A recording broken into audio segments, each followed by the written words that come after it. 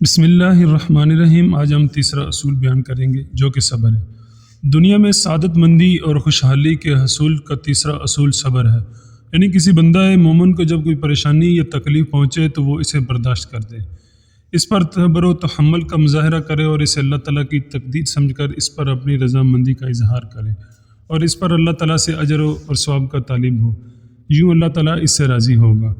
اور اس کے گناہوں کو مٹا کر اسے اطمینان قلب نصیب کرے گا۔ ہمیں یہ بات معلوم ہونی چاہیے کہ دنیا میں ہر مومن کے مقدر میں اللہ تعالیٰ نے کوئی نہ کوئی آزمائش لکھ رکھی ہے، جیسا کہ سورہ البقرہ میں فرمان الہی ہے، وَلَنَبْلُوَنَّكُمْ بِشَيْءٍ مِّنَ الْخَوْفِ وَالْجُوعِ وَنَقْصٍ مِّنَ الْأَمْوَالِ وَالْأَنفُسِ وَالثَّمَرَاتِ وَبَشِّرِ الصَّابِرِينَ الذين إذا أصابتهم مصيبة قالوا إنا لله وإنا إليه راجعون أولئك عليهم صلوات من ربهم ورحمة وأولئك هم المهتدون۔ اور ہم تمہیں ضرور آزمائیں گے کچھ خوف و ہراس اور بھوک سے اور مال و جان اور پھلوں میں کمی سے، اور آپ اے میرے نبی صبر کرنے والوں کو خوشخبری دے دیجئے جنہیں جب کوئی مصیبت لاحق ہوتی ہے تو وہ کہتے ہیں ہم یقیناً اللہ ہی کے ہیں اور ہمیں اسی کی طرف لوٹ کر جانا ہے۔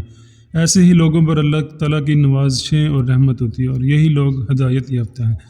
ان آیات میں اللہ تعالیٰ نے آزمائشوں میں صبر کرنے والوں کو خوشخبری دی ہے کہ ان پر اس کی نوازشیں ہوتی ہیں اور وہ رحمت الہی کے مستحق ہوتے ہیں۔ گویا صبر وہ چیز ہے کہ جس سے اللہ تعالیٰ صبر کرنے والے کی زندگی کو خوشحال بنا دیتا ہے اور اسے اپنے فضل و کرم سے نوازتا ہے۔ آزمائش کوئی بھی ہو، چھوٹی ہو یا بڑی، جسمانی ہو یا ذہنی، ہر قسم کی آزمائش مومن کے لیے باعث خیر ہی ہوتی ہے۔ جیسے کہ صحیح بخاری مسلم میں رسول اکرم صلی اللہ علیہ وسلم کا ارشاد گرامی ہے، مسلمان کو جب تھکاوٹ یا بیماری لاحق ہوتی ہے یا حزن و ملال اور تکلیف سے دوچار ہوتا ہے، حتیٰ کہ اگر اسے کانٹا بھی چبھتا ہے تو اللہ تعالیٰ اس کے بدلے اس کے گناہوں کو مٹا دیتا ہے۔ اسی طرح صحیح مسلم میں رسول اکرم صلی اللہ علیہ وسلم کا ارشاد گرامی ہے، مومن کا معاملہ بڑا عجیب ہے اور اس کا ہر معاملہ یقیناً اس کے لیے خیر کا باعث ہوتا ہے، اور یہ خوبی سوائے مومن کے اور کسی کو نصیب نہیں ہوتی۔ اگر اسے کوئی خوشی پہنچے تو وہ شکر ادا کرتا ہے تو وہ اس کے لیے خیر کا باعث بن جاتی ہے، اگر اسے کوئی غمی پہنچے تو وہ صبر کرتا ہے اور یوں وہ بھی اس کے لیے باعث خیر بن جاتی ہے۔ اللہ تعالیٰ میں عمل کرنے